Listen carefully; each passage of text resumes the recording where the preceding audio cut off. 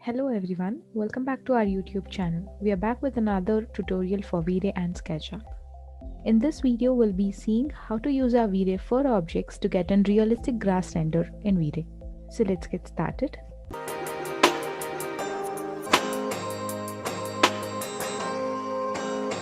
So to start off with our V-Ray fur objects, we'll first prepare the surface to place in our fur.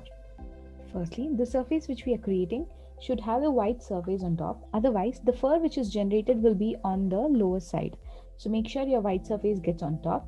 So to change that, all you have to do is just select the surface, right click and then do reverse faces and you will have your white surface on top.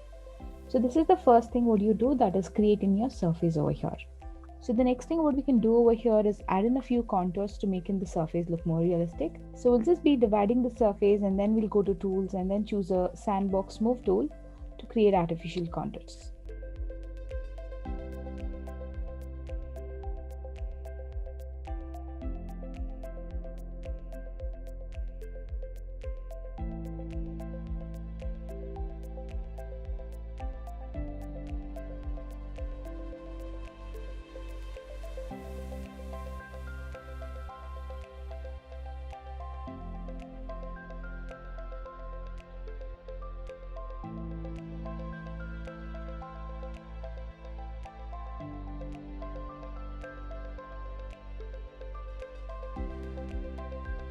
So as you guys can see over here, we have just created a few contours using our tools in SketchUp. So once the surface is created, in order to add in the fur object to this surface, we'll have to make sure that the surface is a group or a component. So all we have to do now is just select this entire surface, right click and make this as a group. So once this is converted into a group, to convert this into a V-Ray fur object, all we have to do is just select the group and then come over to the V-Ray objects and then choose add fur to selection. And once we do that, you can see that red dotted line and also the images over here which indicate that to be a V-Ray fur. So after doing this, all we have to do is take a quick render to see how the fur is being generated. So I'll just go to my V-Ray asset editor and do the settings for an interactive render and then start the render.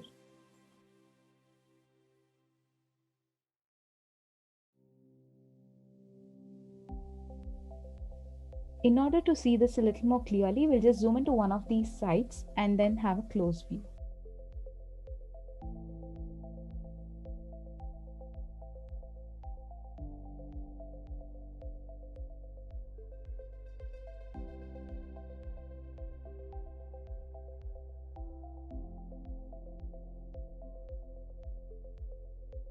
So as you guys can see over here, small fur strands are being generated on the surface which we have created. So let's just stop the render over here and see the settings for the fur object. To open the settings of the fur object, I'll go to my asset editor and here I'll choose the geometric section. And our fur object will be seen in our geometrics.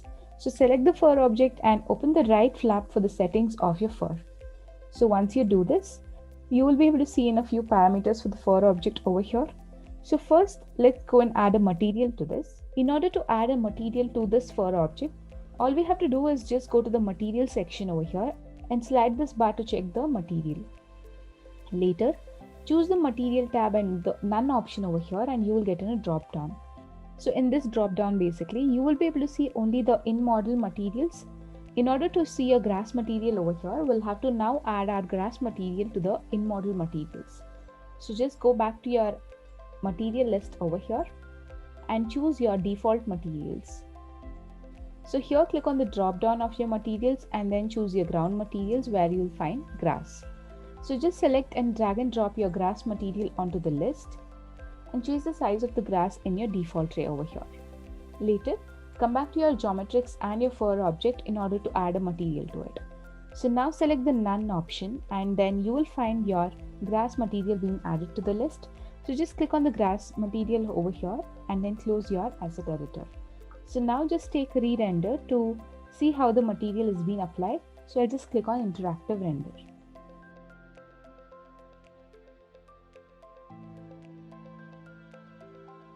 So now as we can see, we are able to see in the first strands getting our grass material onto it. So let's just stop the render over here and continue with the next part. I'll just close my frame buffer over here and go into the group of the fur object and then try to add in a soil material to this surface. So just go to your material list, choose the ground material in which you will find soil material as well. Select one of the soil materials and then change the size of your soil material in your default. And later, take your paint bucket and apply the material onto this surface over here and come out of the group. Once you're done with this, take a re-render of this surface.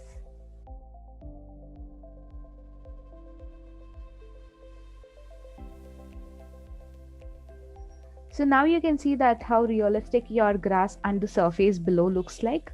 So after this, we'll just stop the render over here and now work on how the fur strands look like. So in order to change in your fur settings over here, I'll be going to my asset editor again and choose my fur settings in the geometric section. And here you will see in a few parameters by which you can change the visual settings of your fur. To see the changes simultaneously, I'll just start my interactive render and we can do the settings side by side. The first parameter what you see over here is your count, which is basically used to control the density of your fur. So just go to count and you can even slide the bar over here to control the density, or you can go and enter a value over here. So I'll just move the count option till 5.2 over here and then check our render.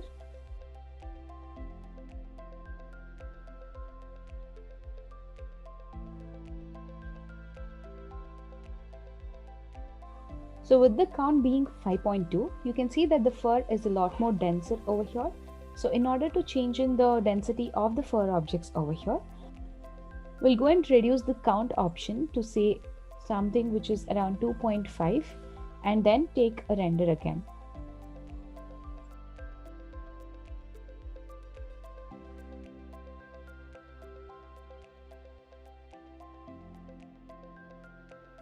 So this is our render with our count parameter being 2.5. So we'll just stop the render over here and go on with the next parameter. So the next few parameters which we have over here are length, thickness, tapering, gravity and bend. So I'll change all my parameters to 0, but keep the thickness to 0.1 and the length to be 2 and then take a test render.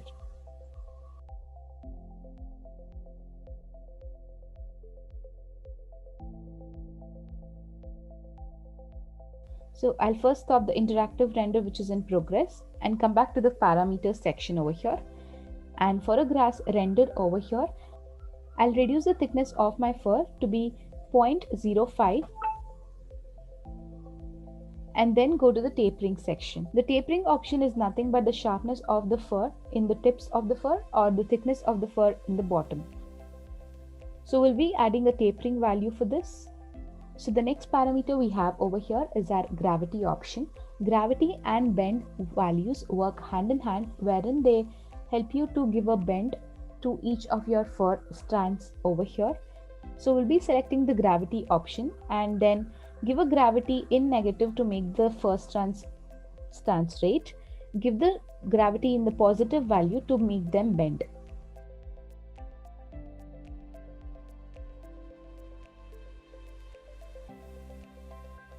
So once you're done setting the length, thickness, taper, gravity and bend parameters, take a test render in order to see the preview of your fur.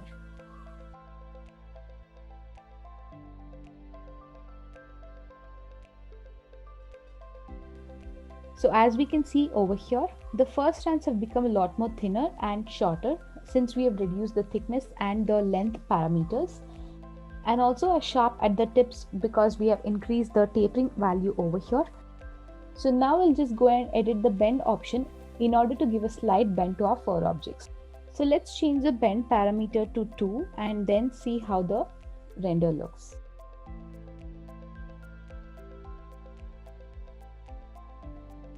So now since we have reduced the thickness of our fur object, the render looks a little less denser. So we'll just go and increase the count area to say 3.5 over here and move on with the next parameter.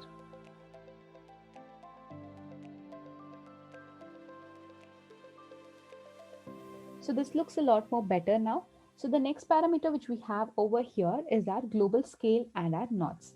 So increase the global scale to increase the overall scale of your fur strands.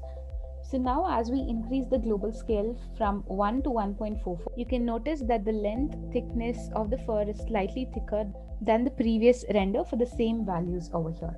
So that is what your global scale will do. And then we have in the knots option. So knots option will help you control the number of straight segments or the number of straight strands connected to each other over here. So I've reduced the knots to say a value of 3. So now you can see that the knots value over here is a lot more straight than being connected to each other. You can even increase the knots value over here and see the difference. So I've increased the knots value to say a value of 9, and we can check the render to see the difference.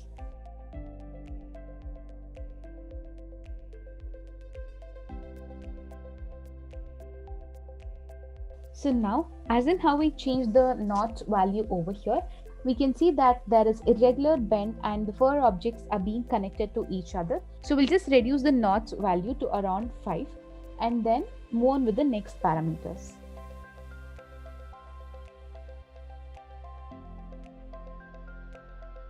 So the next option which we have over here is our variance, and in variance we can see a few parameters which will help us to add variance to the fur render. That is, direction parameter will help us add in the variance in the direction of each fur strand. Length parameter will help us add in the length variance in each of these fur strands. Likewise, we have thickness and gravity. So we can just slide this bar or enter the value over here and control these parameters. So we'll just change all of these options and see how the render comes out.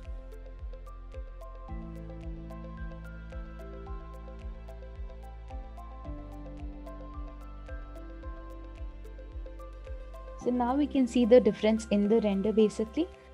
So after the variance parameter, now we have in the curl parameter which will help us to control the curl of each of the fur strands which we have in the render. So after the curl parameter, now we have in our level of detail.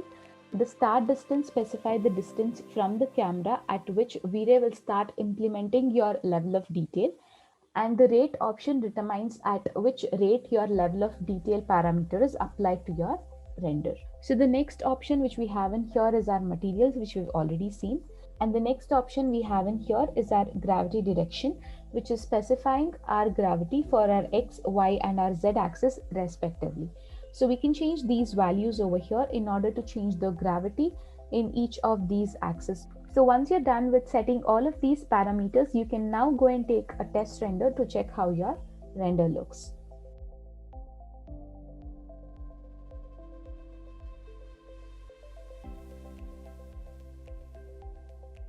So now in the render, you can see that the grass is slightly more bent towards the y-axis and also bent slightly towards the z-axis, because we have increased the gravity direction in our y and our z-axis respectively. So by changing these parameters over here, we can get in a few renders of our fur object. So let's see what are the different types of renders we can get in over here.